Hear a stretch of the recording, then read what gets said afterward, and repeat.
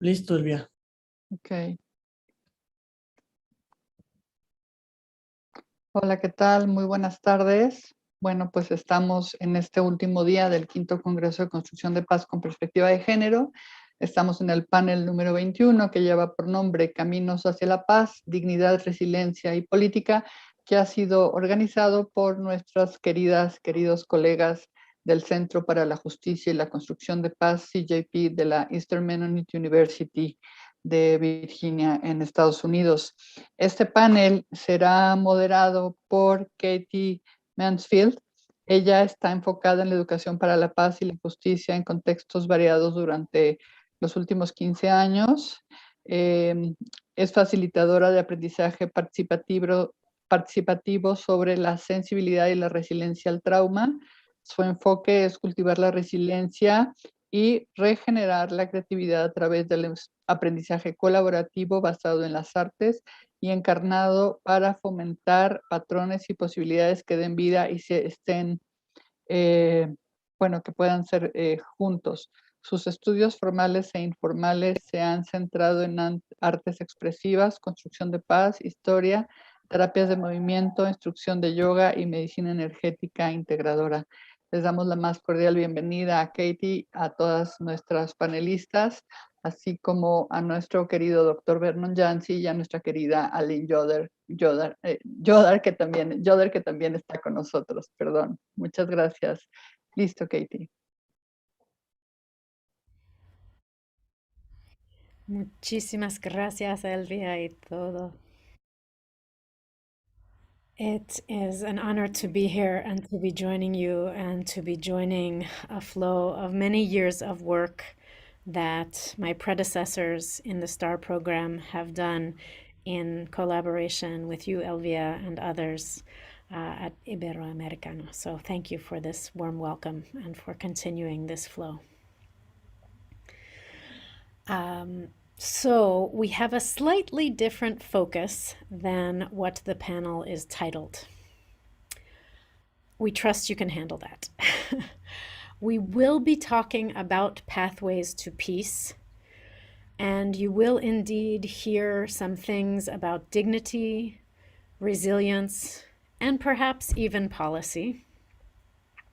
But as we listened to each other in preparation for today, we found that in our own work for peace, there were common threads of agency, dignity, and voice. We had shared concentration on meeting needs of people who have gone through mass violence, genocide, and natural disasters. Needs emerging from sexual harms, both recent and those that happened several generations ago. Needs we encounter in community-based reconciliation efforts and research. Needs that arise from displacement, resettlement, and return. Harm creates needs. These needs include the need for acknowledgement, naming, the need for repair, and the need for restoration, restoration of self, restoration with others. Our panelists today, Elena Huegel. Sorry, before I name them all, I want to invite everyone to just sort of shake a little, because when we name all those harms and all those needs, some of them land on our bodies. So with a deep breath and great gratitude to be in this circle of people, I am about to get the honor of introducing Elena Huegel, Jiwon Kim, Christine Kindler, and Florina Xavier. Each of them is approaching acknowledgement, repair, and restoration in very different contexts. Yet all of them are concerned with agency, dignity, and voice in how peace builders work to meet needs in the midst and aftermath of harm. I'll welcome them by sharing each person's bio before she speaks. So first, join me in welcoming Elena Huegel, who is, and forgive my poor Spanish, the Coordinadora Internacional del Programa Retoños en las Ruinas, Esperanza en el Trauma, and who works at the Instituto de Estudios e Investigación Intercultural. Elena is a teacher. Elena is a storyteller and a facilitator of group learning processes with over 25 years of experience in Paraguay, Chile, Mexico, and other Latin American countries. She has a double bachelor's degree in recreation and Spanish from Houston Baptist University in the US, a master's degree in conflict transformation from here at Eastern Mennonite University. She describes her personal and professional mission as follows. I have been called to accompany healing processes in the essential relationships that give us life, with God, with others, with ourselves, and with nature. Elena will be presenting in Spanish, so you can press your translation button if you are on Zoom and need to change languages.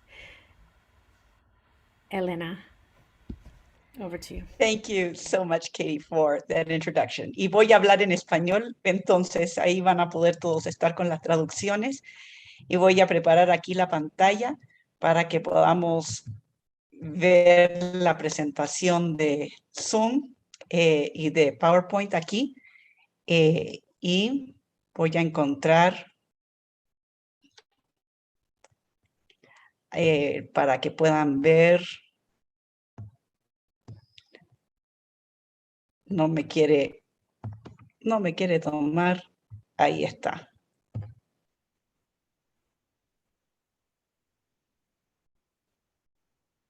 Y vamos desde el principio. Ahora sí, todos pueden ver la pantalla bien. Are you seeing the screen okay? Sí. Sí, ok. Bueno, yo quiero conversar con ustedes un poco acerca de la ecoeducación y cómo los reencuentros con la naturaleza pueden nutrir la dignidad infantil. La educación ecológica y la educación experiencial apoyan el desarrollo de la resiliencia y nos ayudan a construir un sentido de dignidad, de nuestra propia dignidad, como también con la dignidad de todos los seres que viven en este planeta. Y así podemos nutrir las capacidades que necesitamos para sobreponernos a los desafíos que vienen en la vida, también construir la paz con creatividad, con persistencia y con compromiso. Las ideas para esta presentación vienen de un libro que escribí con mi coautora Mercedes Cadena, que es de Mazatlán, Sinaloa. El nombre del libro es De renacuajos a ranas, reencuentros intergeneracionales con la naturaleza para nutrir la dignidad, la resiliencia y la dignidad. Y las ilustraciones de esta presentación, igual del libro, son de Marisa Castro. Al final de esta presentación les voy a decir dónde pueden conseguir el libro si alguien se interesa. Y quisiera comenzar con un ejercicio, se llama de oruga a mariposa, y necesitamos preparar nuestras orugas. Todos pongan sus manos y preparen sus oruguitas. Estas orugas van a caminar, buscar alimento, y vamos a reconectarnos con nuestro cuerpo. Vamos a tomar un momento para respirar, vamos a soltar energías y también concentrarnos para poder aprender. Y estas dos orugas van a caminar por nuestro cuerpo, despertando nuestra piel. Empezamos por las piernas, agáchense todos hasta las piernas, ahí por los tobillos, caminan las orugas por nuestras piernas, por enfrente, por detrás, suben por nuestras rodillas, por los muslos, y suben caminando al estómago, la guata, como dicen en Chile, la barriga, dicen en México, despertando nuestra piel, subiendo a nuestro pecho, tocándonos nuestro pecho. Bajan las orugas por un brazo, suben por el otro lado. La otra oruga también por nuestro brazo, sube por el otro lado. Despertamos todo, nuestra piel, nuestro cuerpo, subimos. Ay, nos faltó el cuello. Un lugar importante para relajarnos, caminan las orugas allí, suben por nuestra cabeza, la frente, la cara. Y ahora las orugas están listas para entrar a su crisálida y convertirse en mariposas. Y lo vamos a hacer con 3 abrazos. Vamos a abrazarnos primero aquí en los hombros, nos apretamos fuerte mientras inhalamos por la nariz y después soltamos lentamente por la boca y relajamos todo el cuerpo. ¿Listo? La primera vez. Apretamos y soltamos. Un segundo abrazo aquí en los codos, nos abrazamos fuerte, inhalamos. Y soltamos. Y por última vez ponemos nuestras manos aquí en las muñecas y nos abrazamos el estómago y inhalamos. Y exhalamos. Este es un ejemplo de los ejercicios que aparecen en el libro para ayudarnos a enfocarnos en nuestros aprendizajes. La propuesta del libro es que la naturaleza misma es una fuente inagotable a la cual podemos abrazarnos en cualquier momento, en cualquier lugar, no importa si vivimos en la ciudad o vivimos en el campo, que nos ayuda a desarrollar la dignidad en las niñas y en los niños, como también en sus familias y sus comunidades. Cuando fortalecemos nuestra conexión con la tierra, aprendemos a través de ella a respetar y apreciar y cuidar de toda la vida, de la nuestra y también de todo lo que nos rodea y de las personas que nos rodean.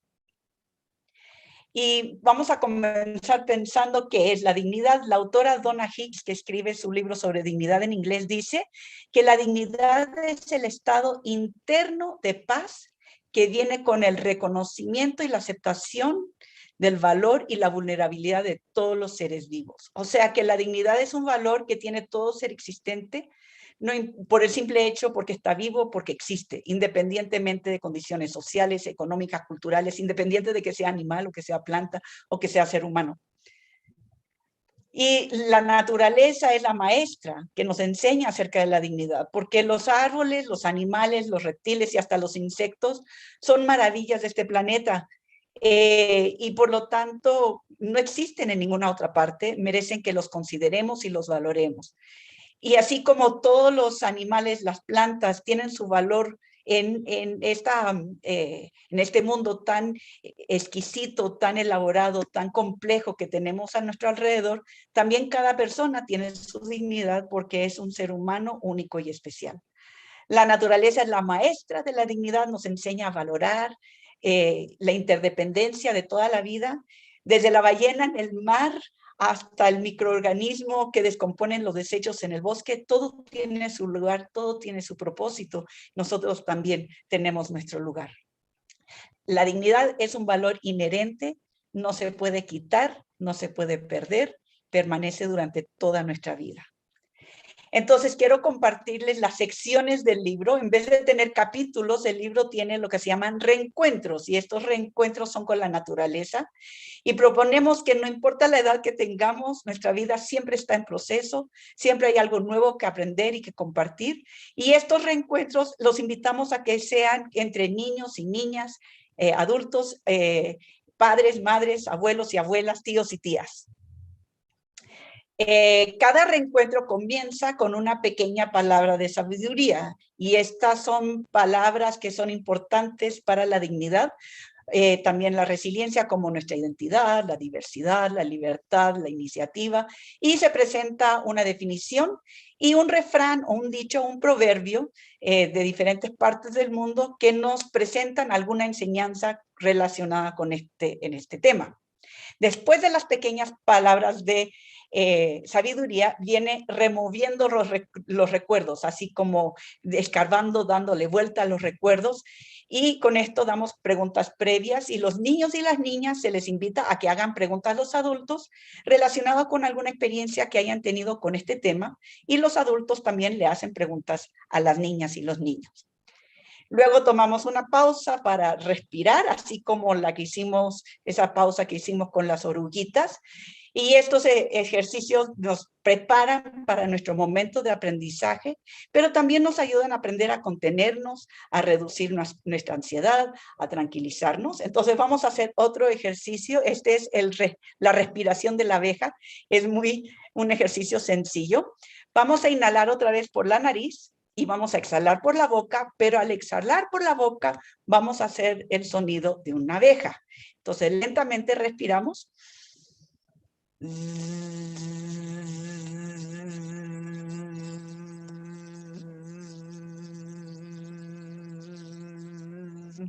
Y les invito a que sientan en su cuerpo, en su pecho, en el rostro, las vibraciones del sonido de la abeja. Vamos a hacer una vez más.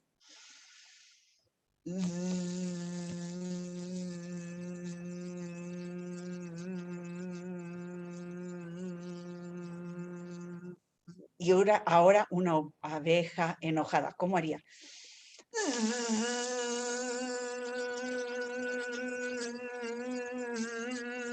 Y una abeja en un día de sol, donde está trabajando tranquila, encuentra muchas flores.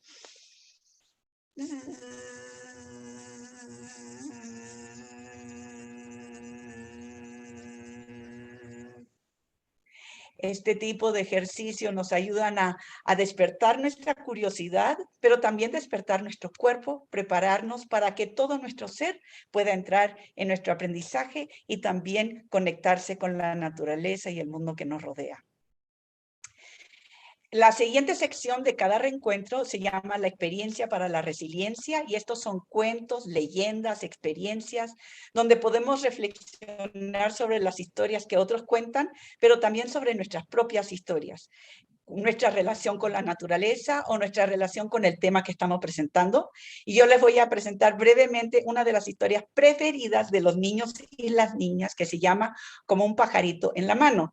Y este está en el último reencuentro del libro y con el tema de la iniciativa. Había una vez una aldea hermosa que estaba en medio de un valle, donde el cielo era claro, las aguas cristalinas, y todas las personas vivían en armonía con la naturaleza. Pero en esta aldea tenían una tradición muy diferente a las que tenemos nosotros hoy día. En esta aldea, cada vez que necesitaban elegir a un nuevo líder, lo hacían de una forma diferente. Nosotros, hoy día, aquellos que vivimos en democracias, cuando queremos elegir a un nuevo líder, lo hacemos a través de una votación y hay una elección. Pero en esta aldea, todos los jóvenes, todas las doncellas observaban a los ancianos. Y si se daban cuenta que un anciano, una anciana ya estaba llegando a ese momento en su vida que ya no podía dirigir a la comunidad, los jóvenes y las doncellas buscaban una pregunta, porque el joven o la doncella que le podía hacer una pregunta al anciano, a la anciana que no podía contestar, ese joven, esa doncella se convertía en el nuevo jefe, el nuevo líder de esa tribu. Cierto año había un anciano que ya casi no podía salir de su aldea, tosía mucho y estaba muy débil. Y todos los jóvenes y las señoritas empezaron a buscar la pregunta. ¿Qué pregunta le puedo hacer que no pueda contestar para que yo sea el siguiente líder de nuestra comunidad? Cierto joven se fue caminando por el sendero en el bosque y mientras iba caminando iba pensando, una pregunta, ¿qué pregunta le puedo hacer? Cuando de repente escuchó el sonido de un pajarito. Hizo al lado las hojas de un arbusto y ahí encontró un nido. Tomó al pajarito en sus manos y dijo, ahora sí, tengo una pregunta que el anciano, el jefe, no podrá contestar. Voy a ir ante él y voy a decirle, oh gran jefe, tengo algo en mis manos. Es un pajarito. ¿Está vivo o está muerto? Si me dice que está muerto, abriré mis manos y volará en libertad. Pero si me dice que está vivo, lo aplastaré en mis manos y de todas formas se habrá equivocado. Lleno de orgullo, se fue caminando de vuelta por el sendero y llegó hasta la choza donde estaba el anciano y dijo, ¡oh, gran jefe! Y el jefe, apenas caminando, llegó hasta la puerta y dijo, sí, joven, ¿qué deseas? tengo una pregunta para usted. Tengo algo en mis manos. ¿Es un pajarito? ¿Está vivo o está muerto? El anciano se le quedó mirando largo rato, hasta que empezaron a correr lágrimas por sus mejillas, y dijo, oh, joven, ese pajarito puede ser lo que tú deseas en este momento. Tú escoges. En este momento puedes aplastarlo y morirá, o abrir tus manos y dejar que vuele en libertad. Tú decides. Cada uno de nosotros y de nosotras estamos tomando muchas decisiones acerca de algo que tenemos en nuestras manos, algo de incalculable valor y sin el cual no podemos vivir, y es el planeta Tierra. Cada uno de nosotros y de nosotras estamos decidiendo cómo vamos a vivir aquí. Y los niños y las niñas nos están preguntando a nosotros, a nosotras, los ancianos y las ancianas, muchas preguntas difíciles de contestar. Cada uno de nosotros somos los líderes de nuestras comunidades, de nuestras aldeas, de nuestras tribus. Y juntos necesitamos decidir cómo vamos a cuidar de este planeta donde vivimos. Espero que les haya gustado el cuento. Pueden leer este y otros más, que son parte de la construcción de la paz en relación con la creación que nos rodea. La actividad sensacional es la parte del reencuentro donde buscamos reconocer nuestras sensaciones y trabajar la armonía corporal, ese equilibrio que nos ayuda a autorregularnos. Esta habilidad se fortalece por medio de la experiencia de las sensaciones. Y recordamos que las sensaciones describen la manera física en que se siente el cuerpo. La sensación sentida se refiere a aquellas cosas que sentimos en el cuerpo, como el calor, el nudo en la garganta, el pesadez en el pecho, en el estómago, manos sudorosas. Cuando trabajamos y reconocemos nuestra sensación sentida, entonces empezamos a reconectarnos con nuestro cuerpo. Y esto fortalece nuestra propia conciencia de nuestra dignidad, como también de la dignidad de otros y de otras. Luego, después de que hemos trabajado las sensaciones en los reencuentros, descubriendo la dignidad, actividades donde nutrimos nuestra dignidad y la de otros, ponemos en acción lo que hemos aprendido.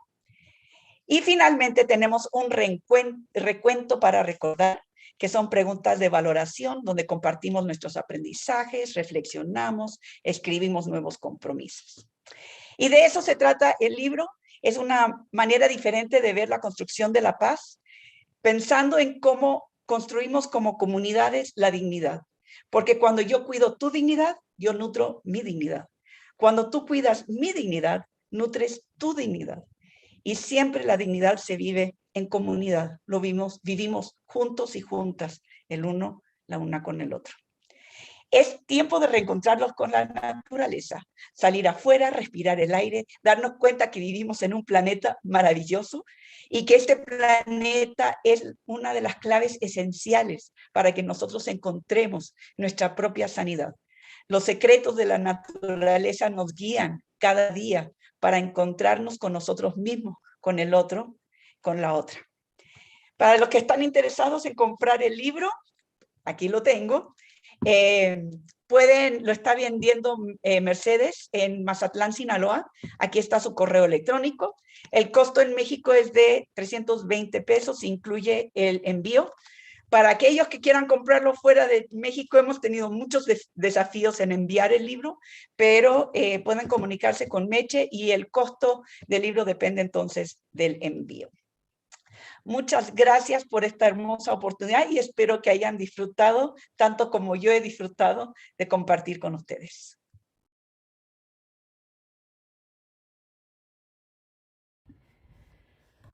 Thank you so much, Elena. Thank you for reminding us to be mindful of what questions we ask, to be mindful of the decisions that are in our hands. Please take note if there are particular questions you have for Elena. We'll have time at the end, and maybe we can take a moment to do that butterfly hug to thank Elena for what she has shared. We move now to Dr. Jiun Kim, who is an assistant professor of political studies here at Eastern Mennonite University.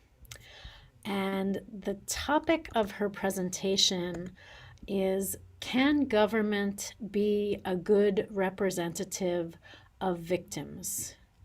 The case of the comfort women issue between South Korea and Japan. Jiun Kim is an assistant professor in political studies. She teaches courses on international politics, on human rights, political reconciliation, and East Asian security. Her research lies at the intersection of international relations, comparative politics, and peace studies. And her areas of specialization include transitional justice processes after large-scale political violence and international institutions and norms. So all the small stuff. Jiun holds a BA in International Studies from the Catholic University in Korea, a master's degree in International Relations from Seoul National University, and a PhD in Political Science and Peace Studies from the University of Notre Dame. Welcome, Jiun Kim.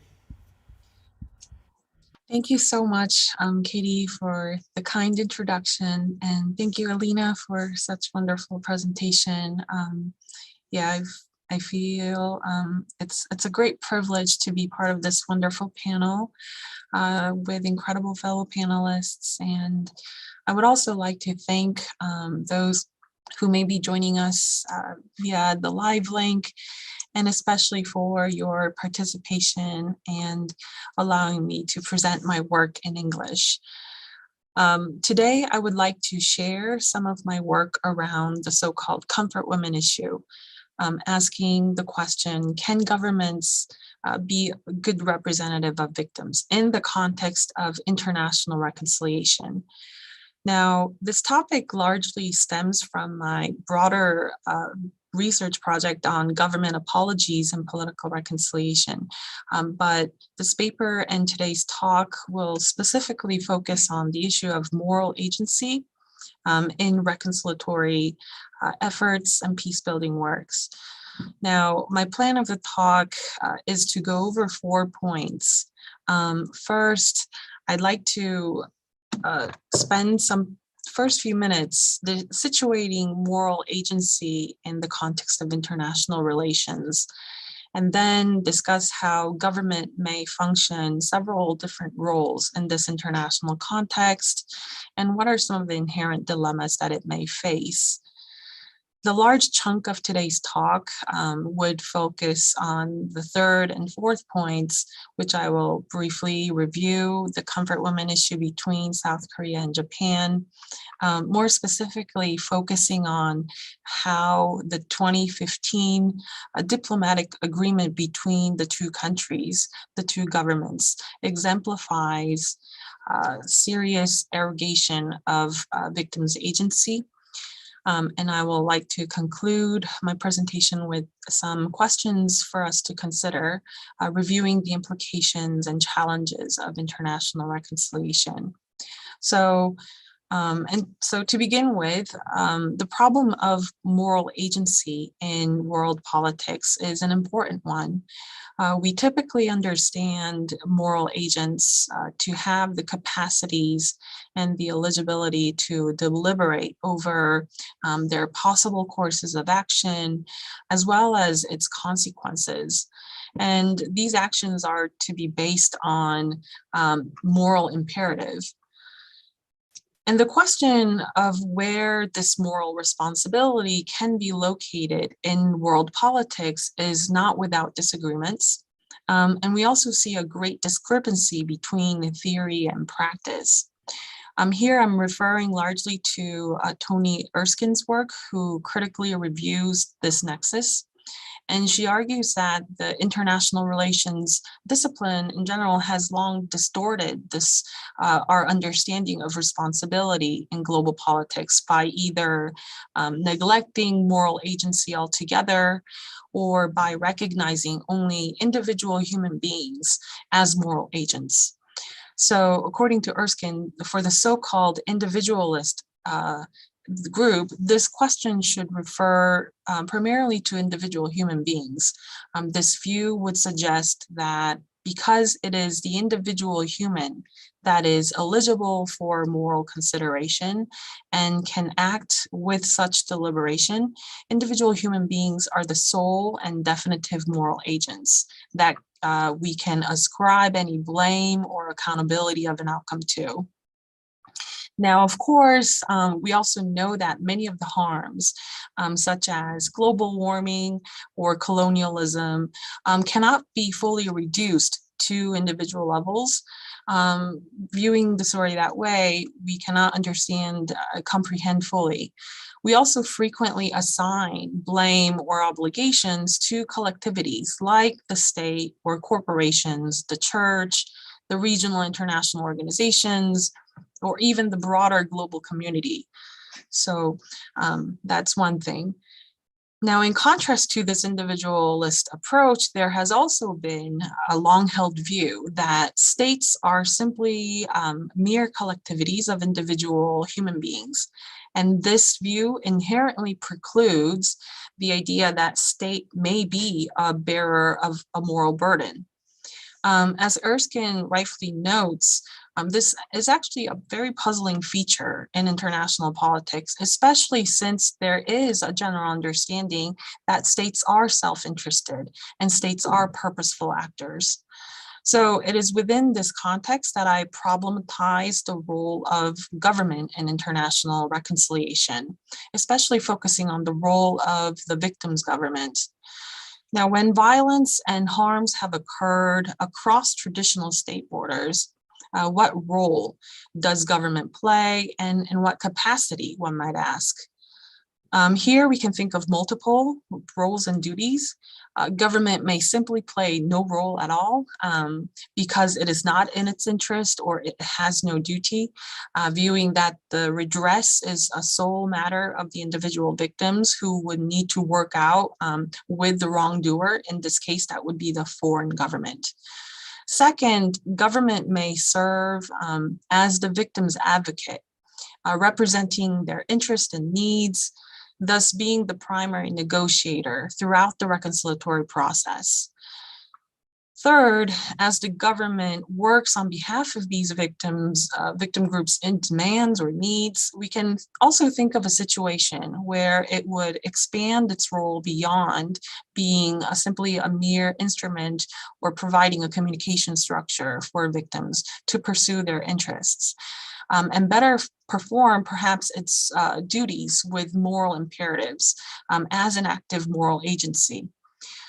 One would even say that throughout this whole transformative reconciliation process, government might carry out an important duty of being a witness. Now, what further complicates our understanding of government's multiple roles is that, especially in this international context, is that it may also be the direct recipient of any redress for those harms that have been inflicted upon individual victims, which is deeply concerning, and what has actually happened in the case of 2015 South Korea-Japan diplomatic agreement on comfort women issue. So moving on to the case, regarding this role of government in representing victims for past atrocities and achieving justice, I am primarily examining the South Korean government's effort to represent the so-called comfort women who were forced to serve as sex slaves by the Japanese military from 1932 to the end of the Second World War. During this period, just to briefly introduce, the Japanese army organized military brothels called comfort stations. across the Asia-Pacific region, capturing as many as 200,000 women and also girls as young as 12-year-olds for sexual services.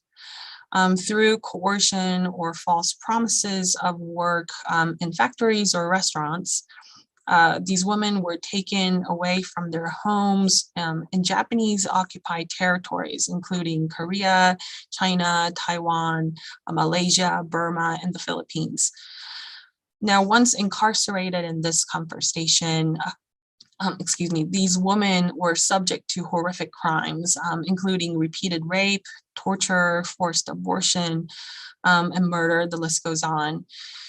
Now, those who have miraculously returned home also suffered, as we can all imagine, psychological and physical pain for the rest of their lives. Now, due to the strong social stigma and shame associated with gender-based violence, the victims remained silent for decades, often keeping their memories of this horrendous experience even from their mothers. So the tragic stories of comfort women began to be revealed in South Korea in the late 1980s through an investigation launched by a feminist scholar, Yoon Jung-ok, who collected and published several testimonials from these women. Now, in the following years, what we have seen is several women's groups participating in demanding the truth and justice regarding the issue. One notable aspect of this redress movement was that it were the non-victims, mostly women's groups, actively working on behalf of victims. And this was understandable because of the social stigma that I just mentioned associated with gender-based violence. Now, the redress movement has specifically targeted the Japanese government's refusal to acknowledge its responsibility and also its reluctance to assume any culpability. So the Japanese government's first initial reaction to all this was vehement denial of its involvement. However, after pieces of documentary evidence confirming the government's involvement in all of this, revealed by historians through archival research, the Japanese government started to make apologies several times beginning in the mid-1990s. However, many of the victims, as well as the representative organizations, were not satisfied with these statements. Now, because in their view, these statements were often too vague, not sufficiently addressing the Japanese government responsibility. Another big issue here was reparation. The Japanese government continuously refused to make any type of formal reparations, and it only offered informal ways to financially support these victims. From the victim's perspective, these attitudes demonstrated Japan's vigorous sort of efforts to take no legal responsibility. So with this growing demand for justice, the South Korean government also pressed harder and harder Japan to show true contrition and accountability.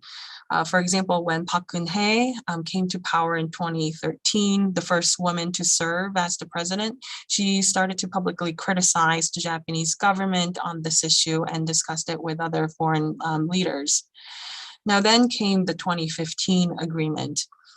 Facing this growing international pressure after several months of negotiation with the South Korean government, Japan once again issued an apology in December 2015.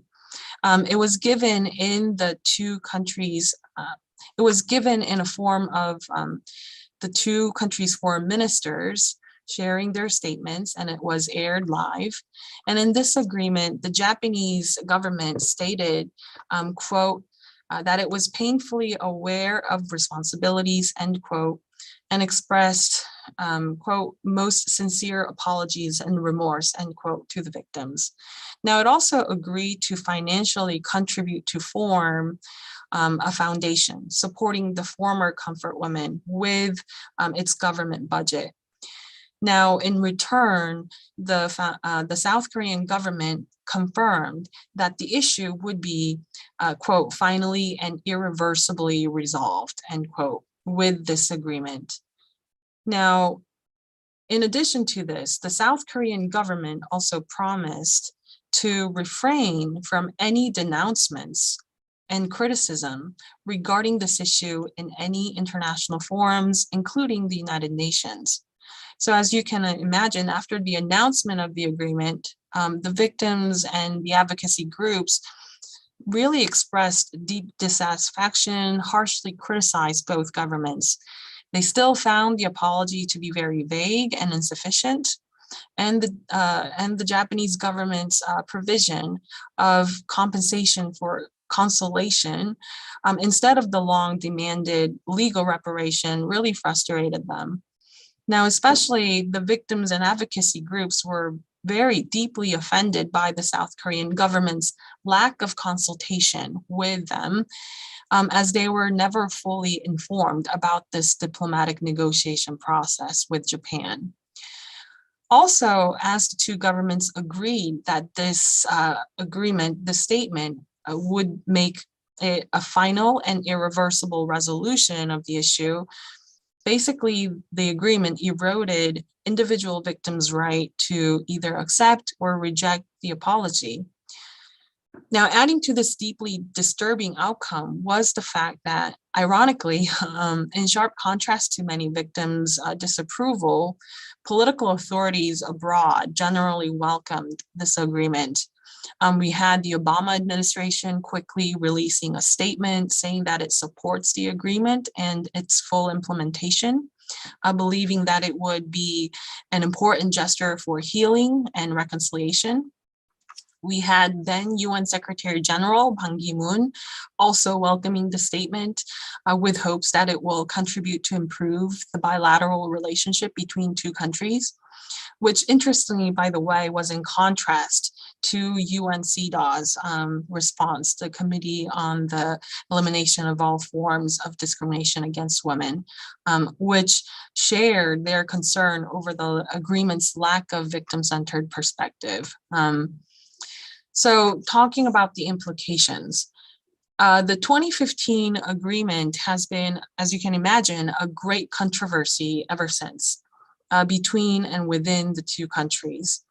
When Moon Jae-in became the succeeding president in 2017 after the impeachment of Park Geun-hye, his administration has taken the approach that the agreement was unacceptable. And in 2018, it decided to dismantle the Reconciliation and Healing Foundation that came out of the agreement. And the victim groups generally welcomed this gesture.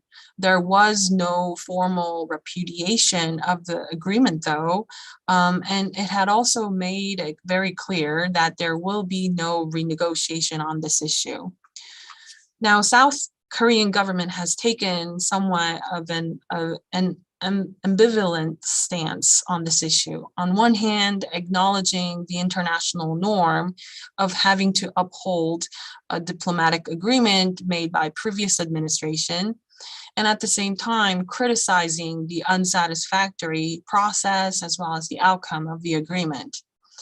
Now, I should note that the South Korean government began to negotiate with Japan on behalf of comfort women only after the ruling of the Constitutional Court in 2011, in which it stated that the government's inaction, silence, to seek any diplomatic negotiations or arbitrations on this issue essentially violates victims' constitutional rights. So it was only after the victims having won their case against the government that the government started to open its diplomatic channels to resolve this issue and led to this 2015 agreement.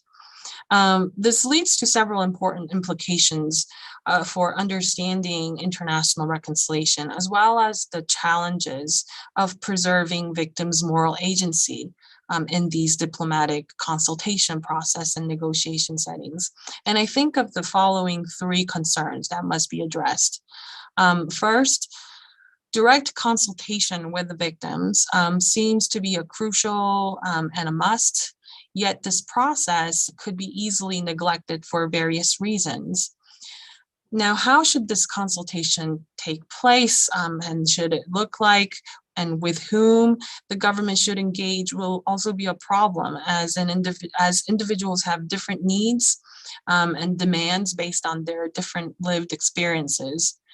On many occasions, we tend to view victim groups as some sort of homogenous group, but we have people who want to come forward, being vocal with demands, but we also have people who would prefer to accept concessions, although they may be unsatisfactory. And we also have those who prefer to remain silent and be unnoticed for very good reasons, especially in this case of gender-based violence. Now, this nature of plurality within a group, which is very understandable, leads to the potential danger of government conveniently cherry-picking few voices, perhaps most politically relevant ones. So this relates to the second point. Second, in relations to the need of a more direct and more comprehensive victim-centered approach, the role of advocacy groups may further complicate the challenges of reconciliation as much as it greatly contributes to the very process. As I have noted earlier, in the issue of comfort women, with the exception of few victims who came forward or who have decided to live in shared housing, the advocacy groups, especially the regional groups, have spoken on behalf of the victims due to the social stigma associated with gender-based violence. This, in a way, allowed these groups to become very active agents, to publicly share the demands and also be part of an important reconciliation process.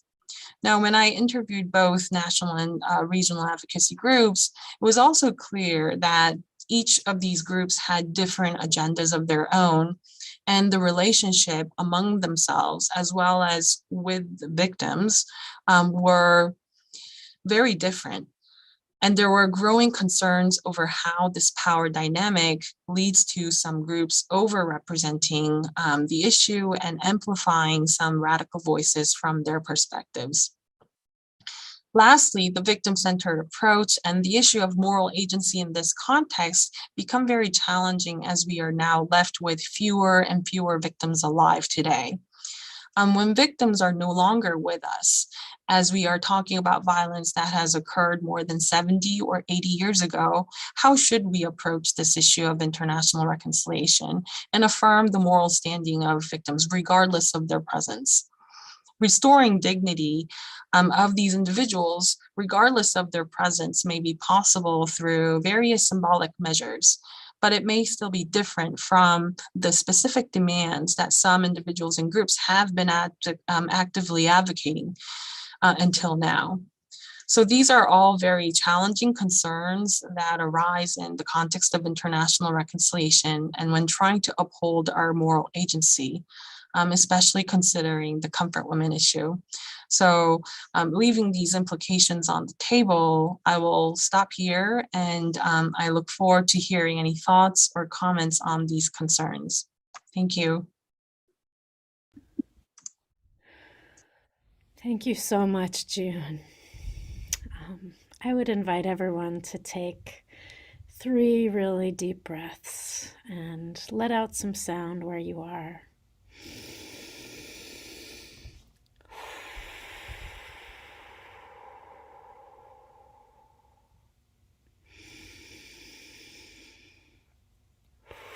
Whew. Maybe to buzz like a bee.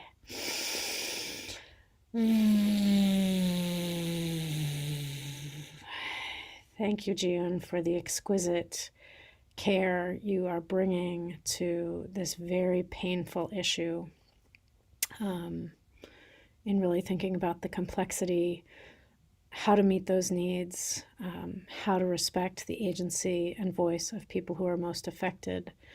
And I also have questions I hope will come to around, well, even if they are not still with us, how do we really honor the harms that are continuing to be passed along because of what we know about intergenerational trauma?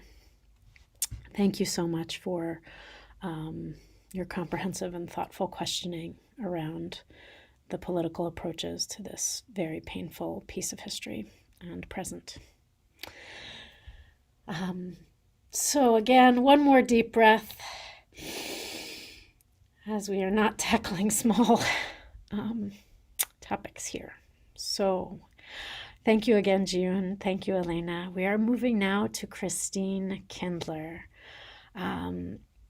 Christine is a clinical psychology PhD student at Howard University, and she focuses in her research on the development and implementation of interventions that promote mental health following trauma exposure.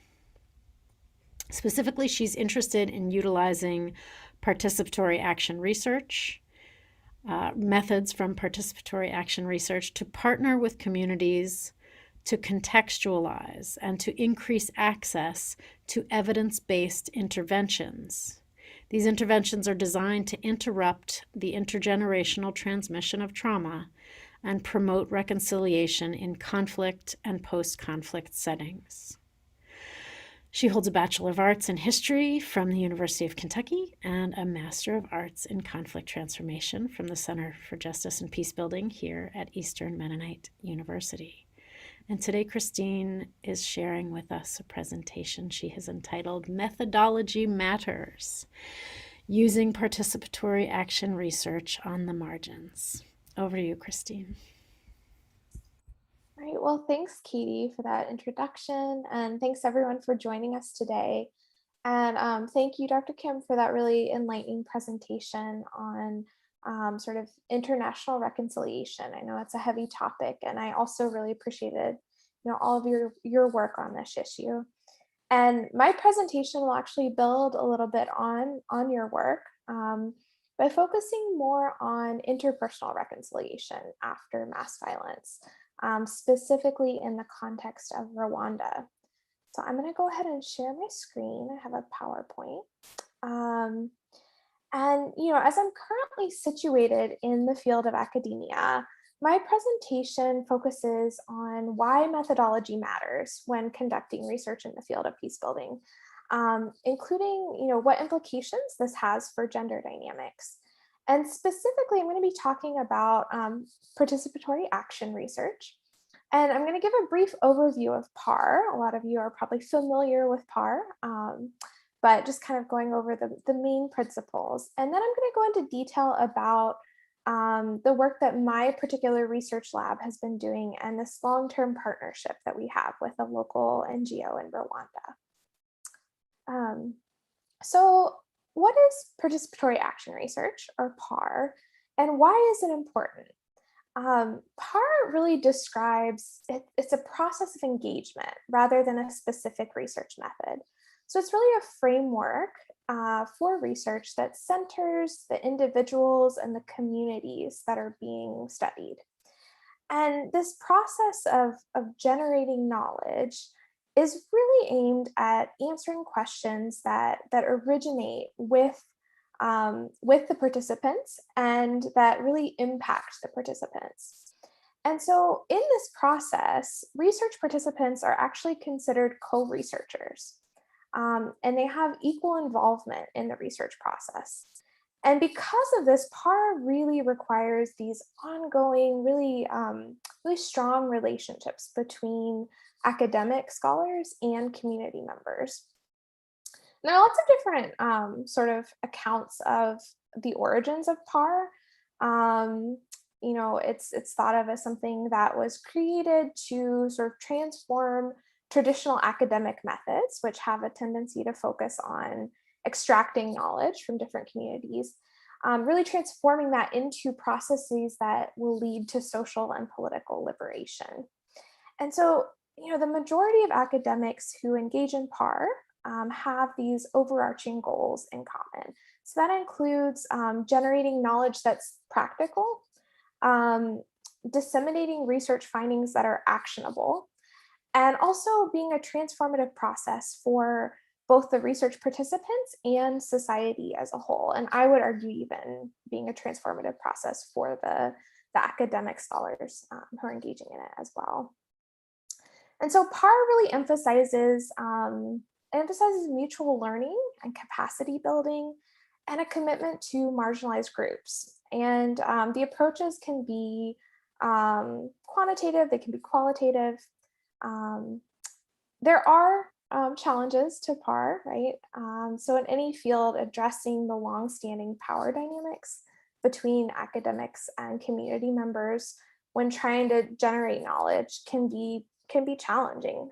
So, although PAR's guiding principles are really intended to decolonize the research process, PAR can still have the tendency to disengage different types of knowledge, right? So for example, like the emphasis on community voice can still reinforce knowledge hierarchies, and the emphasis on capacity building, while that's important, can sometimes suggest that communities are still perceived as lacking capacity or lacking the right capacity. In this case, meaning, often academic knowledge or skills. And so that's just something that, as someone who engages in PAR, I'm constantly aware of. Those are conversations that we're always having in my lab at my university, and then also with our community partners. And then, there's actually a subsection of PAR that's called Feminist Participatory Action Research. And this really combines research, gender justice, and activism, and is used by feminist social movements to really develop and evaluate different strategies that are intended to sort of transform patriarchal power structure. So now, as Katie mentioned in her introduction, I'm a PhD student at Howard University.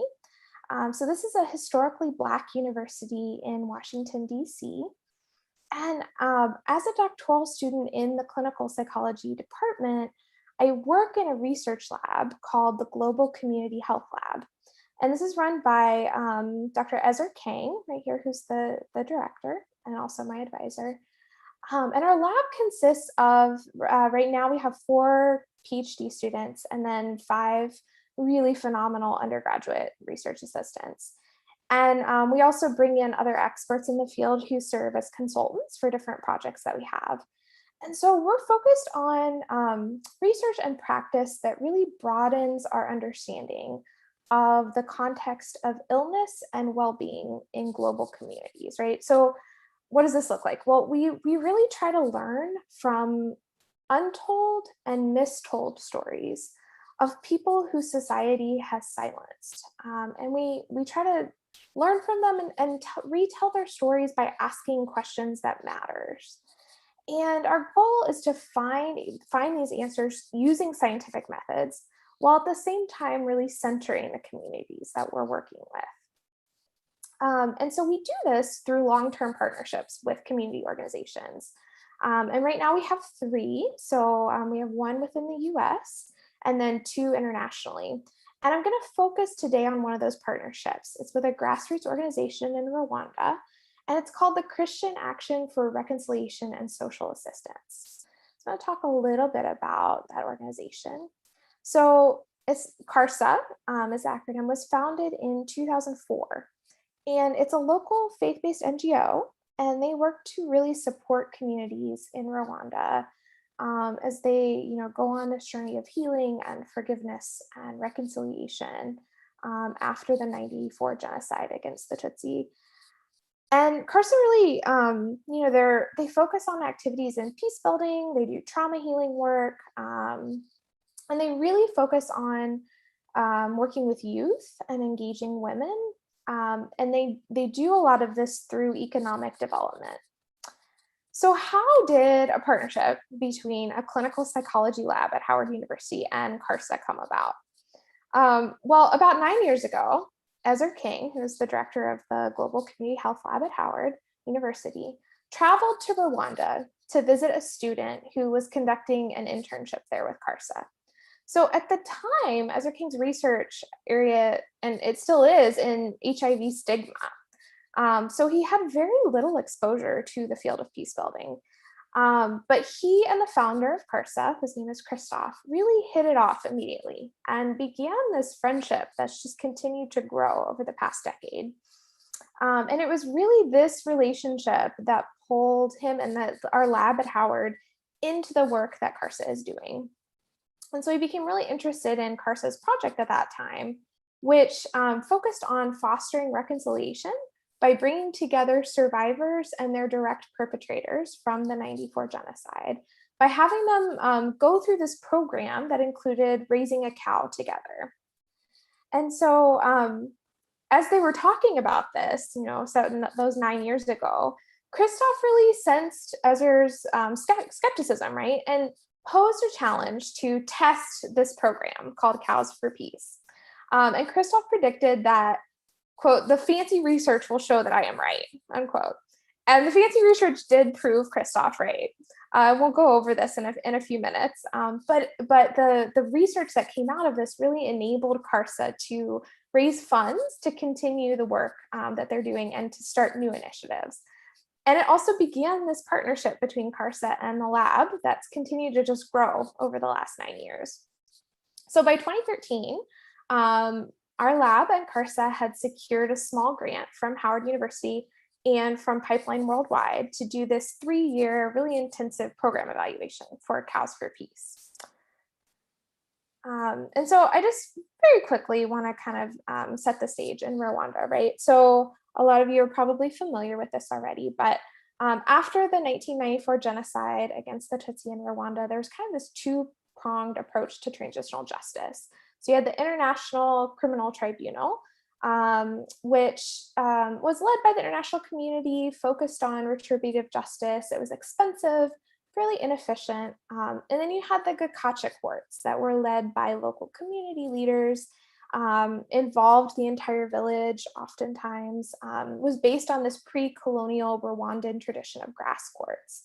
And it used more restorative approaches and was able to process a lot of cases.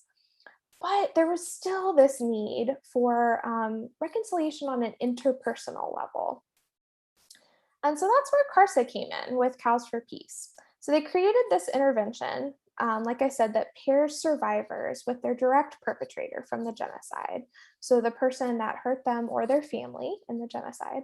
And they go through this program together. So there are 3 components. There's something called the Empower Workshop, and I'll go through each of these in a minute. The Peer Cell Group and Cooperative Cow Raising.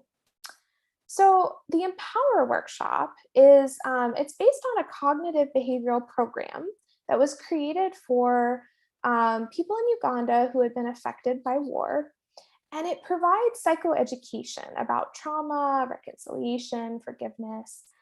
And it allows those who were affected by the genocide, so both genocidaires, those who are involved in genocidal events, and survivors to share their stories in small groups. And so by the end of the workshop, so they didn't start out paired together, but by the end of the workshop, the survivor and their direct perpetrator from the genocide had been kind of paired together.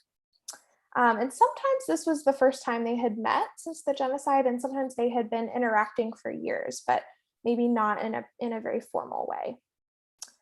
And so the next phase is the peer-led cell group. And so these are small groups of these pairs, survivor genocidaire pairs, that would meet together every month for a period of time. And the groups of pairs would, they would eat together, they would do projects in the community together. And this would include different things like rebuilding survivor homes. And it's interesting because gender dynamics really did come up in this phase of the project. So because most of the survivors involved in this program were female, the majority of perpetrators were male, it really brought up quite different power dynamics than most participants encountered in daily life. So even though cultural dynamics were primarily patriarchal, it was the survivors, it was the women who really held the power to extend forgiveness or not in this situation. And so in this way, the gender roles were kind of reversed. And some of the women who participated in this intervention really noted that their identity as survivors kind of superseded their identity as women. And we also saw that gender really dictated dynamics in these peer groups. And so therefore it really dictated how the conversations went in terms of level of, comfortability in terms of sharing their experiences. And so this is something that, it's feedback we got from our partner, and we really integrated that into the design of our next project, which I'm going to talk about in a minute. So then we get to one of the fun parts, the cooperative cow raising. So dyads from each cell group were given a cow to co-raise. So the cow was raised on the survivor's land, and then a calf was later conceived and given to the genocidaire. And this phase of the project was really based on contact theory. So it's this idea that comes out of social psychology. It's this idea that if you give someone a superordinate goal, right, then it will help to kind of break down prejudice and sort of build relationship around something that is mutually beneficial. And so this is Christoph, so the director and co-founder of Karsa. This is him telling us the fancy research proved him right, as he knew it would all along. And these are the different time points we had. So we actually had 7 time points in our study. Remember, it was a 3-year evaluation. And, we measured things like trauma symptoms in survivors and genocidaires. We looked at survivor willingness to engage with genocidaires, which increased throughout the program. We looked at survivor forgiveness of genocidaires. We also looked at genocidaire shame and guilt and self-forgiveness. And so all of these kind of went in the expected direction. So trauma symptoms went down, forgiveness went up, survivor readiness to reconcile with genocidaires went up. But what we noticed was that none of this followed a linear path, right? So trauma symptoms didn't steadily decrease throughout the intervention. It actually increased after those workshops because of the stress, like the distress that survivors were in terms of engaging with their perpetrator. But throughout the process with the right support, we found that trauma symptoms significantly decreased at the end of the intervention compared to where it was before the intervention. So this really helps us kind of know how to design these interventions so that the right support is given at the right time as people go on this journey. So what's next? Cows for Peace is ongoing. They're still doing it. We're still continuing to collaborate using PAR. So a little bit of background on our next project. It's called Peace Conversation Circles, and it's going to foster local conversations about the genocide. These conversations are often avoided or minimized despite all of this national programming around reconciliation. And we know that intergenerational narratives in post-genocide contexts, they have significant power to shape the future, right? And the way that they shape the future really relies on how memories about what happened during the genocide are communicated to younger generations. So there's this term called heteropathic memory, and it refers to the act of remembering the memories of others. So we know that it's possible for individuals to really identify with the experiences of other people at sort of this temporal and spatial distance. And so Hirsch actually built on this idea by coining the term post-memory. And post-memory is really the relationship that younger generations have with their ancestor stories of genocide. And so Hirsch actually explored how children of the Holocaust, Holocaust survivors, related to the experience of their parents through stories and images. And she argued that these memories are so intense that the children of survivors actually adopted their parents' traumatic experiences as their own. And so actually were having trauma symptoms, even though they hadn't directly experienced this trauma. And so, as these are passed down generationally, these recollections, they tend to be fragmented, right? When you think about trauma, you think about fragmentation. And so, although, and also these memories may stay within the family. So often they're not shared publicly.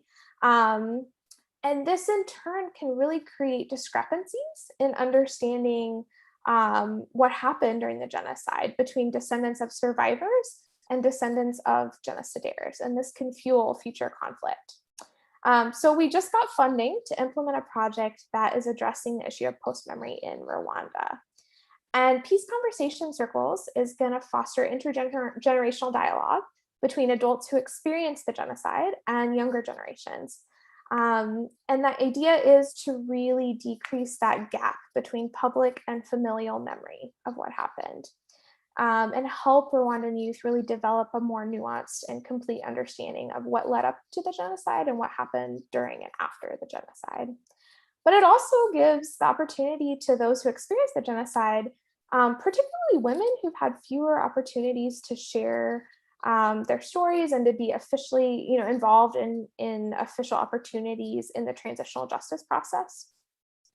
And so we're going to have locally led kind of semi-structured dialogues between older adults who were involved in the genocide and youth who were, too young to really remember what happened. And we're going to use a discussion format where some participants are in a discussion circle and then others are part of a listening circle. So for those of you who facilitate, it's the fishbowl technique is what we're going to be using.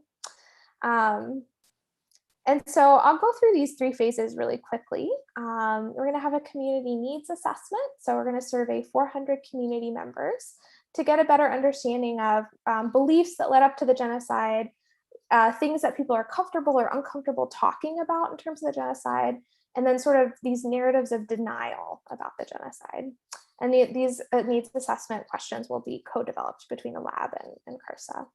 And then during the needs assessment, Karsa staff will identify 80 individuals. So it'll be survivors, genociders, and youth who will become community facilitators.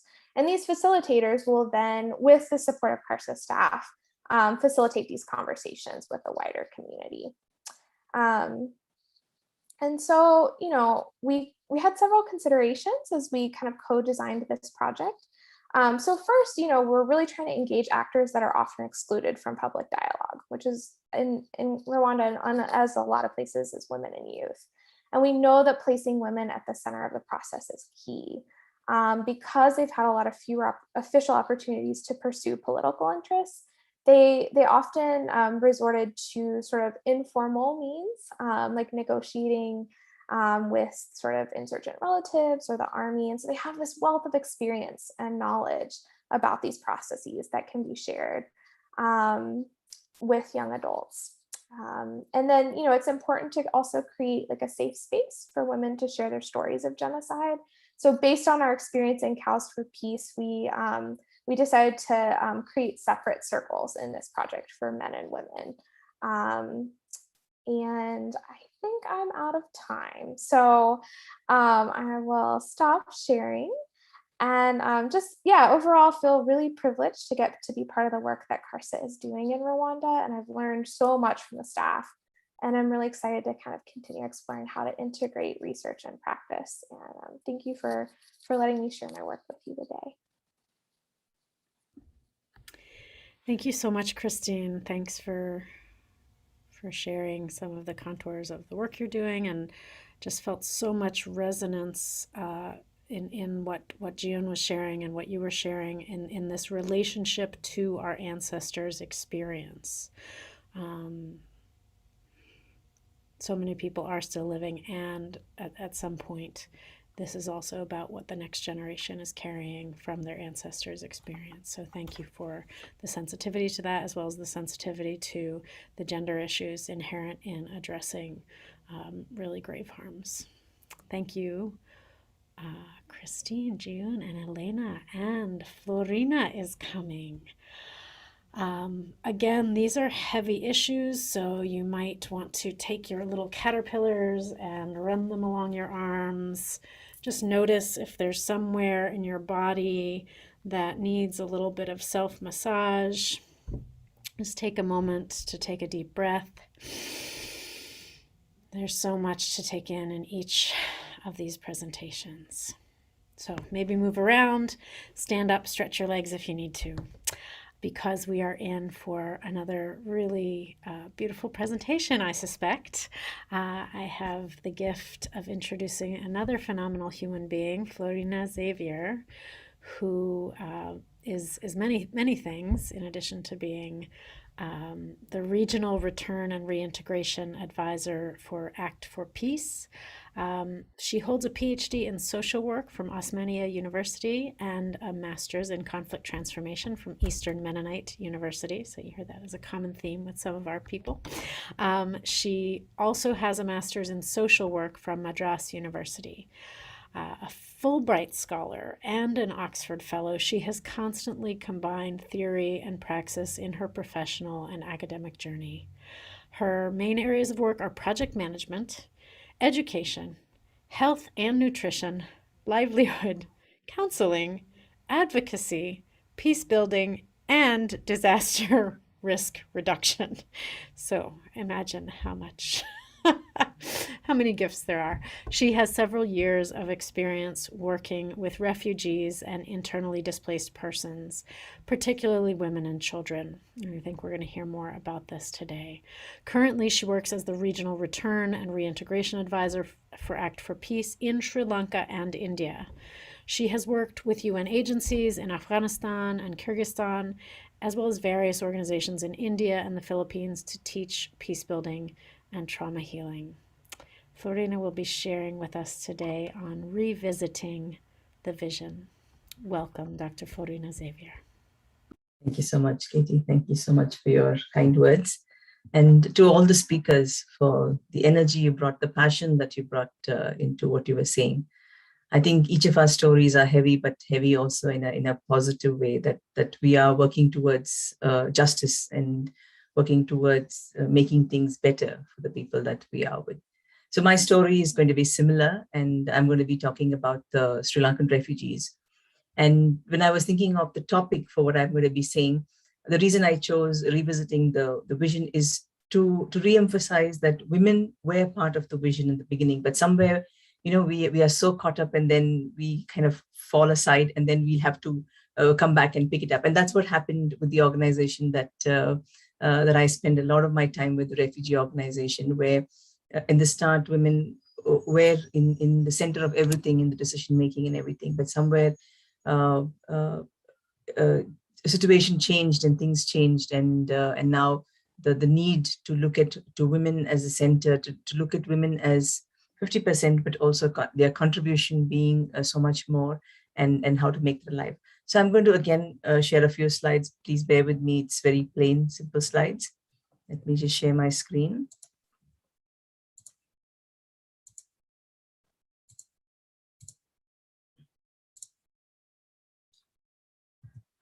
So the context, we're looking at Sri Lankan refugees. So they came to India they have been coming to India since 1983.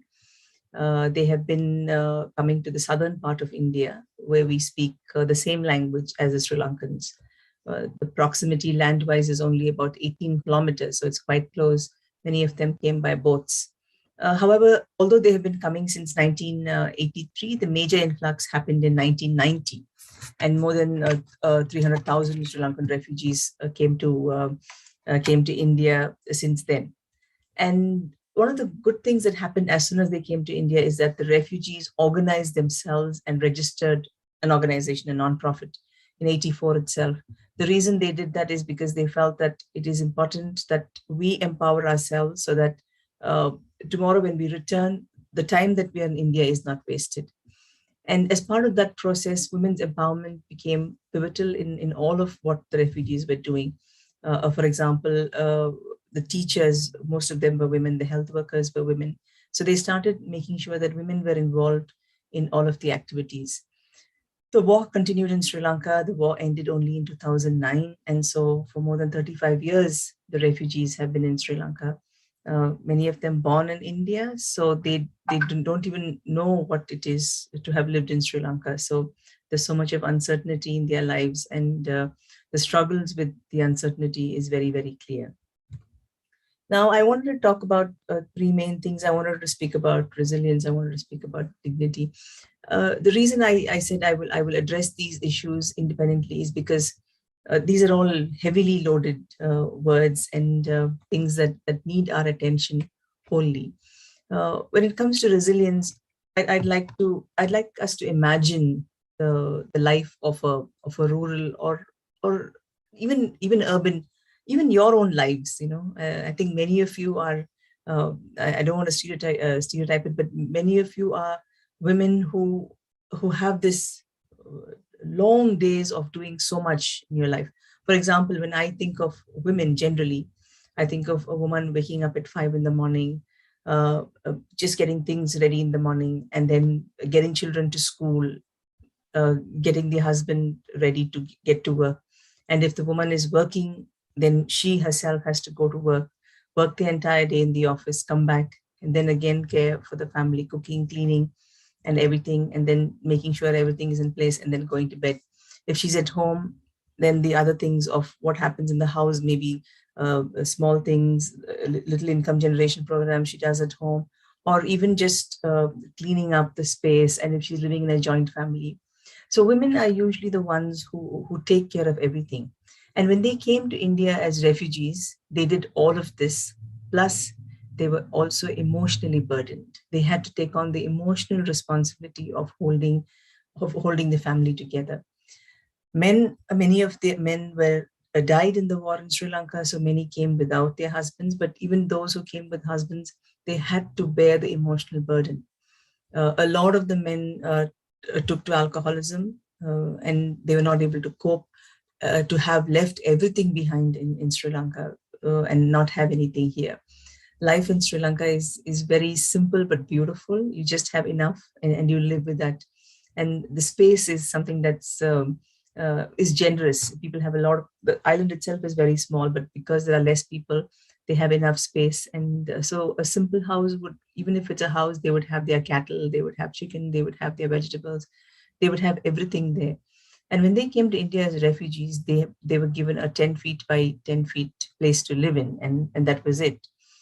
So it was very difficult for families to deal with it, and men particularly, who were the breadwinners in Sri Lanka, couldn't go to work, could not, were not allowed to work, and they were given a monthly allowance by the government, and they had to live on it.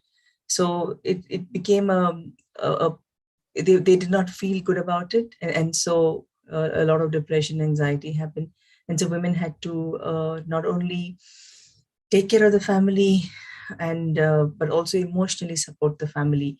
So this became a burden on the family. So to alleviate this burden, to make it a little more easy, one of the things that the organization itself did, or many other initiatives, one of them being self-help groups, where women were organized to form small groups, primarily to save whatever they can, but also for them to talk to just spend some time outside of their families, just to talk to other women, to find out how things are. But this became very interesting because many of them wanted to save some money so that they will have something for the future. And the savings came out of not because they had any money, but because they were able to do things like they would raise chicken, and then so they would bring some eggs, sell those eggs in these meetings, and then take the money and then pay it back to the group. So small initiatives help to build that kind of a resilience, to build that kind of a worth about themselves, and also which they then took back to their families, took back to their husbands, and gave a sense of, we can also manage. It's just not the government money. And slowly men started looking for work outside of the camps. Although it was not legal to work, the government did not say no. The government was aware that many of the men are going out to work. So they just allowed them to work. And so somewhere they were able to manage both financially, but also for the men, they felt like they were contributing to the families. So it became a little better. And it was important that many of this hurt that the women went through, having lost lives there, having witnessed difficult situations, violence, harm done to them, to their bodies, but to also others, this had to be dealt with in a very gentle way. Again, in the context that I come from, counseling or therapy is not looked upon gently. It's stigmatized a lot, and we do not approve it, in the sense that we think that, oh, this person is not able to deal with their feelings.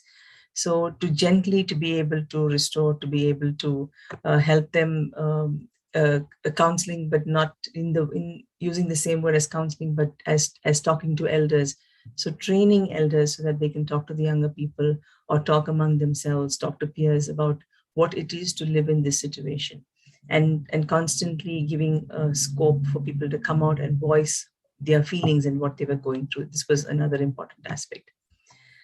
One of the, like I started off saying that early on when the organization started, there was a lot of involvement of women in all the major decision makings. Women were involved at every level.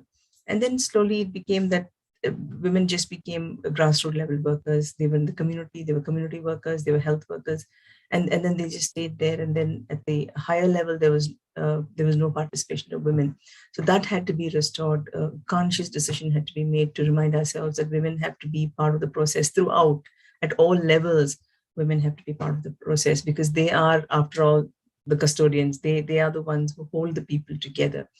And getting women to own the process, making sure that there's no woman left behind, that at every point we are turning towards how to engage with women and how to make sure.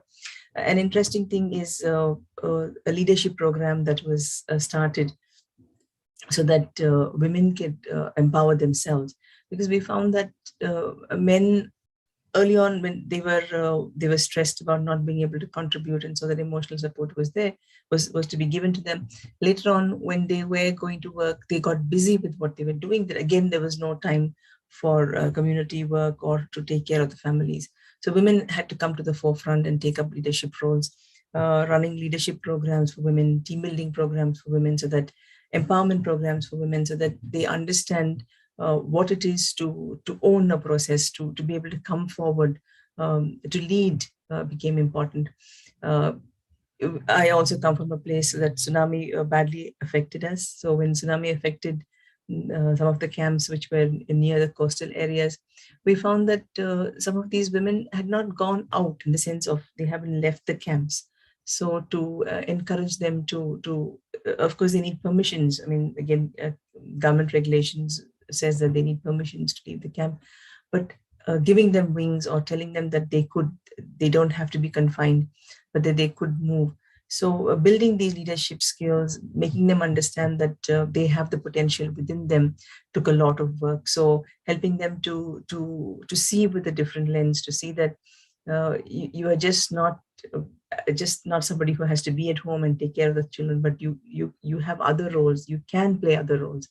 And some of the women evolved very beautifully when they took up responsible positions in leading the camps, which also led to one of the projects that expanded to helping women prepare for return. So, because interestingly, when many of the Sri Lankans, I mean, when they came to India, when they came as young children, they came here, they married, and then they have children. And when they are thinking of return, the question of where will we return? Will we return to the place where the girl came from, like the mother came from, or the father came from? So that's a very challenging question, because they came from different parts of the country in Sri Lanka. And so conversations around that, because otherwise it just becomes that, okay, wherever the man goes, you have to go. But you have both lost your land, you've both lost your home, and you're going back to rebuild. So you have to decide where you want to go back to. So a very interesting process on where are women returning? Where do they want to return? Of course, with their families, but where conversations within the families involving children, everybody to talk about where we want to go. And of course, where the most support is available, whether it is with a father or with a mother, but then to be involved in the decision-making process was a way of working with women. And having women in the forefront also had its advantages, because there are less women. So when a woman comes up and speaks, then they are heard. So we were able to, the organization was able to make a lot of giant steps towards, like one of the things was citizenship for the Tamils of Indian origin. This is a big divide. If you know a little bit of the history, Tamils in Sri Lanka are two types. One is the local, the indigenous, or the people from the land itself, and then people who were taken from India as tea plantation workers to work in the tea plantations of Sri Lanka. And they are the people of Tamils of Indian origin. Now their citizenship was taken off after Sri Lanka got independence from the British. And so fighting for that citizenship for the Tamils of Indian origin, because for them, again, they only knew Sri Lanka. They did not know India. They were born there and they lived there. And when their citizenship was taken off, it was very difficult for them. So consistently writing to the government and telling them that we need to get the citizenship back for these people. And in 2009, they were given their citizenship back. So that was a milestone achievement for all of the refugees, but especially for the women who were part of the process in a very, very big way. And also a specific policy on durable solutions, because with the internally displaced people, Sri Lanka being in war and internally displaced people, there was a very, very clear policy for the internally displaced. However, refugees were not included as part of it because outside the country. So making sure that the government also includes refugees, refugees, returnees, and not only the internally displaced people was another major contribution that refugees, but particularly women, made towards this policy. And discussion on reparation. I mean, even translating the word reparation is very difficult in our language, but the way it translates for us is forgiveness or to heal, which is a very benevolent or intense way of even using that word. But getting the government to understand that it is just not forgiveness, but also structural changes that need to happen, systems that need to change, so that refugees who return will be able to come back and integrate in their own land. So I think these kind of things, women have played a major role, and women have been part of and will continue to be. My only concern has always been that somewhere, when it comes to public speaking, or when it comes to being there in the forefront, women are not given that much scope that they should be given. So I'm going to finish with my last slide. And this is about helping us to think about women as part of the whole, because 50% and in some places more than 50% of the world is made of women. So to make sure that we are always part of that, the community, part of the whole, contributing towards any decision that is being made, and being able to take that process completely. And also communication and consultation at all levels, because like I already said, it is only at the grassroots level that often women are involved. So a lot of organizations, a lot of media's platforms, they always say, yeah, they're 50% women, but at what level do we have 50% women is very important. At which level do we have women holding high positions? At the grassroots, yes, we have, all of them are women. So that is important. So consultations and communication at all levels. Respecting women and restoring dignity is important in a culture, a community where I come from, where women are worshipped. At the same time, women are also burnt alive. So it is a very conflicting situation for us to think that, yes, we are respected, but also we are not respected at times. And that we become examples to the next generation, because it is important that like when I always think of myself and the way I behave around children, I always think that I should be an example to the children, the next generation. If they see me doing something, they will want to copy me. So what kind of an example? So as a woman, am I somebody who's there speaking, who's there able to raise issues, to address issues, or will I just sit back and be quiet? So I think that is something for me that is important, and I want us to start becoming very, very conscious. I'm sure we are all, but in everything, and I think it's more for me, from my context itself, that at every point we become cognitive of the fact that women should have the space. So thank you very much, and I hope I made some sense, and thanks for the time. Thank you so much, Dr. Florina Xavier, Dr. Jian Kim, Christine Kindler, and Elena Huegel. And just as I listen into Florina, this bringing the contours of the deeply personal experiences of what is happening in the home, what is happening in gendered relationships, what is happening at the policy level, what is happening in terms of colonial history, and what is happening in terms of our own participation in intergenerational transformation. Thanks to you for voicing those things, and really all of you for, in quite different ways and different contexts, addressing those things. We have a couple of minutes. Again, I would invite people to just check your own comfort. We have been talking about some of the most painful things that our loved ones go through as human beings. And so let's take a deep breath. And if there are questions, I wonder if any of our facilitation team are bringing in questions from the YouTube screening. We can pause for those, and it's possible the panelists have questions for each other as well.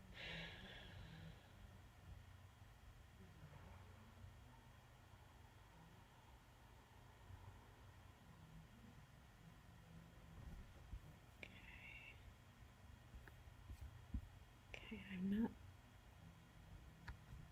So I would love to give the first space to the panelists as you listen to each other. I know I heard a lot of places where your work connects with each other. Do you have questions bubbling up in yourselves?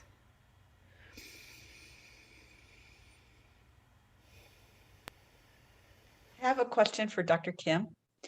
Yeah. I heard you mention the issue of the comfort women also involved Malaysia, and I was wondering if any of the other countries' governments are addressing the issue, if it's only South Korea, if any of the other countries, and has there been any other recognition from the other countries in the area? That's one question. And the other question is intergenerationally, the conversations with the daughters or the children of people who suffered under this situation, what are the kinds of conversations you have heard the next generations having? Thank you, Elena. These are all very thought-provoking questions, so I really much appreciate this. Yeah, regarding the first on what the other government's responses were like, so the Chinese government has long argued and also called for proper measures, especially going back to the Nanjing massacre. And they were particularly vocal regarding the 2015 agreement, how it was unsatisfactory, and that more measures should be done. Interestingly, the Philippines and the Netherlands, because of the Dutch Indies, they were also well aware of these issues for their own victims in their country, have not been necessarily denouncing the agreement as whole, which was interesting. But going back to the fact that the two governments have agreed and came up with a resolution, they more called for the needs of what their governments should be also pursuing. So it's quite interesting to see how the various countries would respond quite differently to the very 2015 agreement that I have just shared. And another one would be North Korea, would be also very vocally denouncing this agreement. The other question on children and communications. So the regional advocacy groups that I have shared earlier have primarily worked with those survivors and who would not prefer to live in shared housing, which is a more public setting, well shown to the public that you are a surviving comfort woman. In these cases, which would be kind of spread out throughout the country, my conversation kind of highlighted that many of them are very hesitant to share their experiences with their children. Oftentimes it would be the children, like the sons, who would be working on behalf of their mother, working with the advocacy group, which was quite odd for me. But we can see the gender dynamic still happening here in these cases. Now, these were only a handful of experiences I had, so I can't overgeneralize that this was the entire context, but it seems like what the general public sees regarding these elderly women and having to, wanting to restore their moral dignity as a public matter is, it seems somewhat different from what the children might be seeing as their mothers being the very victims of this issue. So yeah, that's kind of what I would share. I don't know if that would have answered your questions.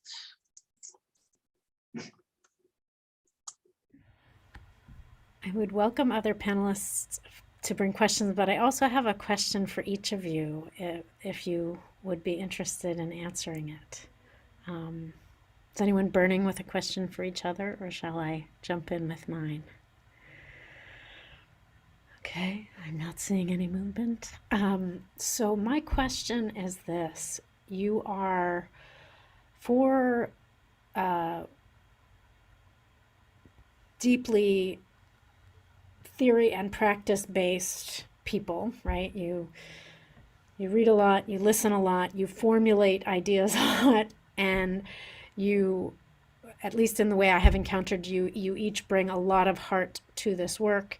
And we are living in women's bodies, working alongside some of the gravest harms that happen to our sisters.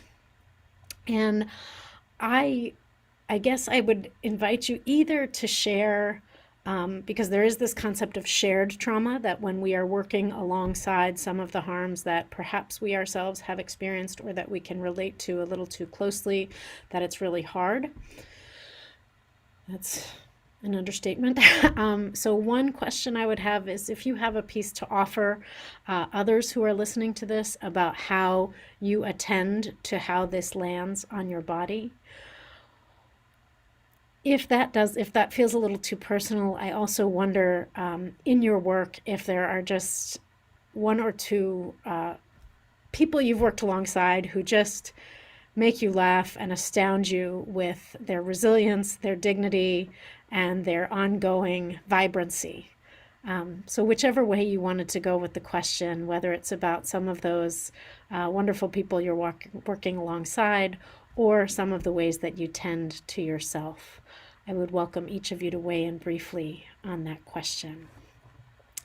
Shall we go in the order of the presenters, or whoever's ready? If something bubbled up for you quickly, we can start with whoever feels most ready.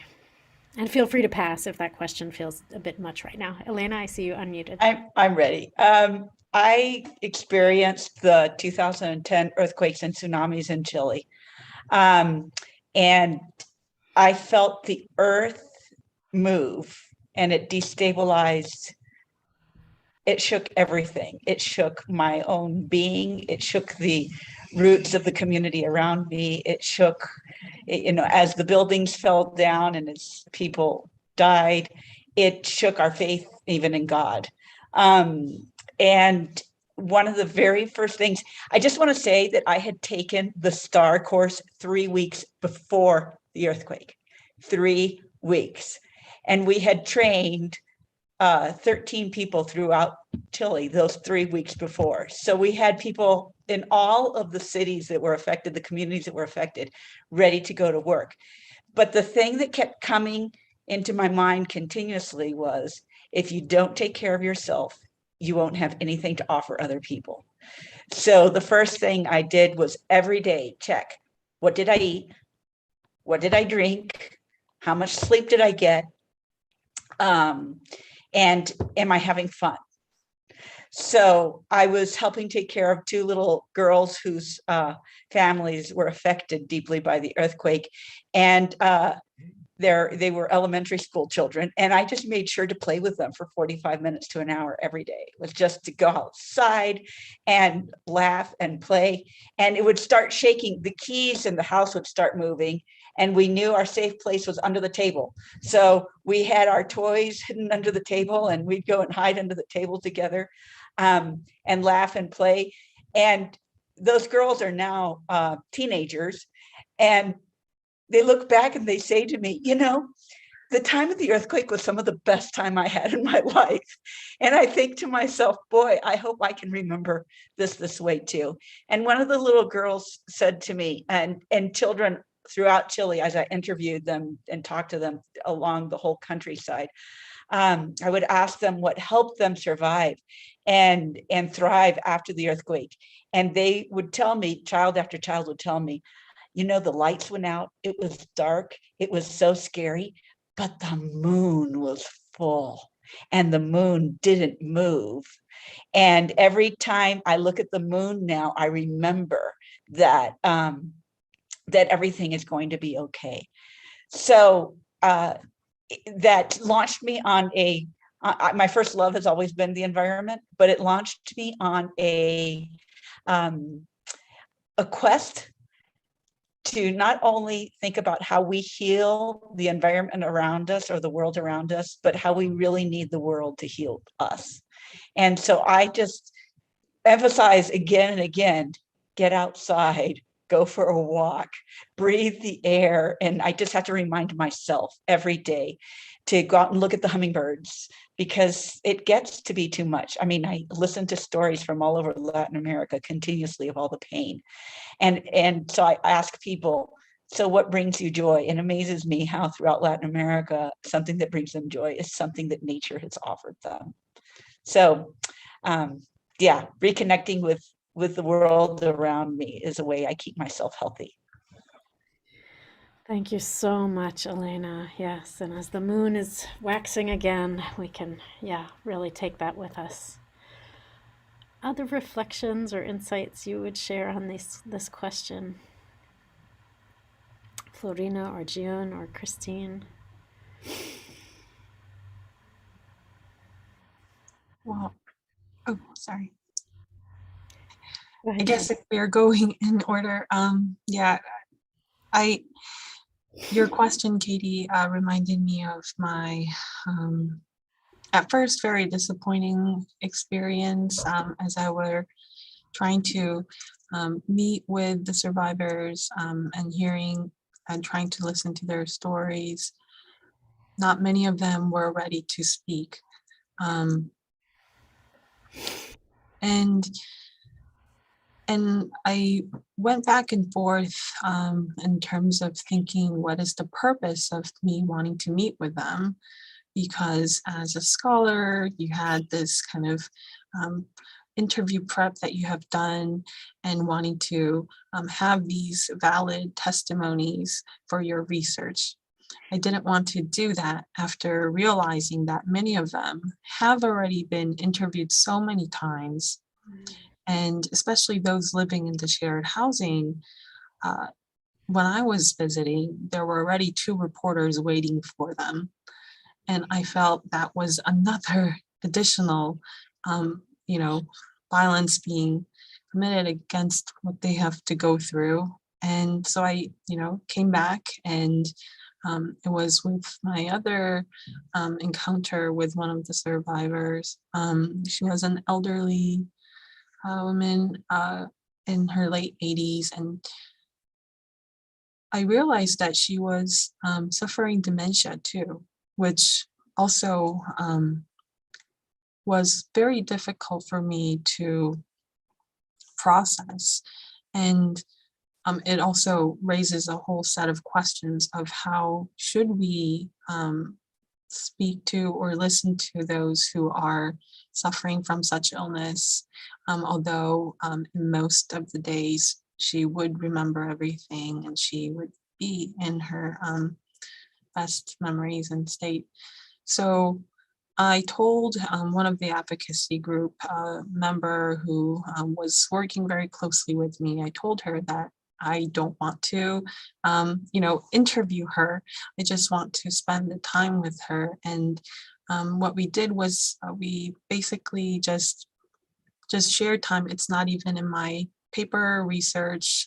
It's nothing for my, purpose of, scholarly work, but it was just for me, just being present with someone and just looking at her smiles. And she was like a child, very innocent in terms of just being happy with the snacks that we ate together. And it was just, I needed that, especially after hearing from the others about, again, the repeated horrific stories of experiences. So that is something that just kind of popped up when you were asking that question.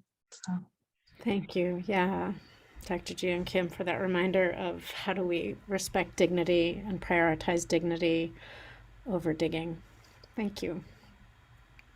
So we are sort of against time. I would love to hear from our two other speakers on this, but I will also defer if we need to finish up on time. I don't know if you have brief comments, Christine and Florina, on this one. It's not really a brief answer kind of question. Yeah, I mean, I will just make it very brief. I think for me, it is about laughing, about conversations, about being there in the moment. And I think that is what rejuvenates me. That is what helps me give strength. And also, especially with women. And then I'm lucky, I'm born with 4 sisters. So we already had that at home, that conversations and that we draw from each other's strength and power. So that's what I try to give always, especially with, not especially, but a lot with women, to just engage, to be there, to talk, to laugh, to play. So yeah, that's me. Thank you so much, Florina. Last words, Christine? Yeah, I appreciate you hearing all of your answers, and so much of it resonates with me.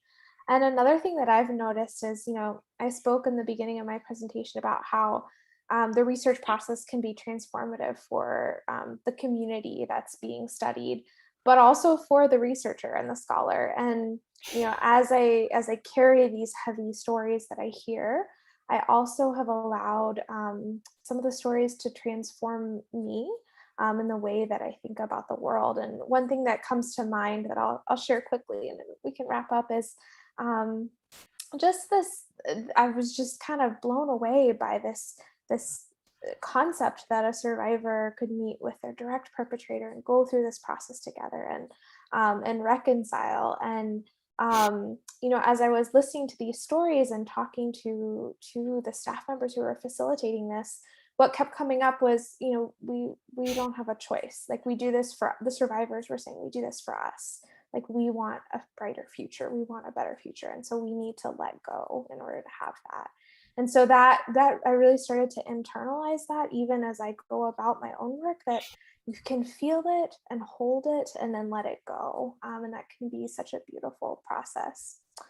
So yeah, I'm so grateful for the chance to learn that from the research process as well. Well, thank you all, Elena Huegel, Dr. Ji and Kim, Christine Kindler, Dr. Florina Xavier. I think with those final words about letting go, I'll invite people, if your body feels okay to move this way, I'll invite you into a stretch that we practice in our STAR trainings that I give thanks for my predecessor, Elena Huegel.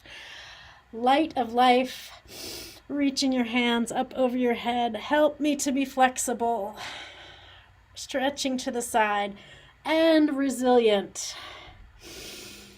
Bending back. Thank you for helping me face the past and let go of what I need not carry. Thank you for life. I pass it back to our hosts for the wider conference, and again, many thanks to our panelists. Bye for now.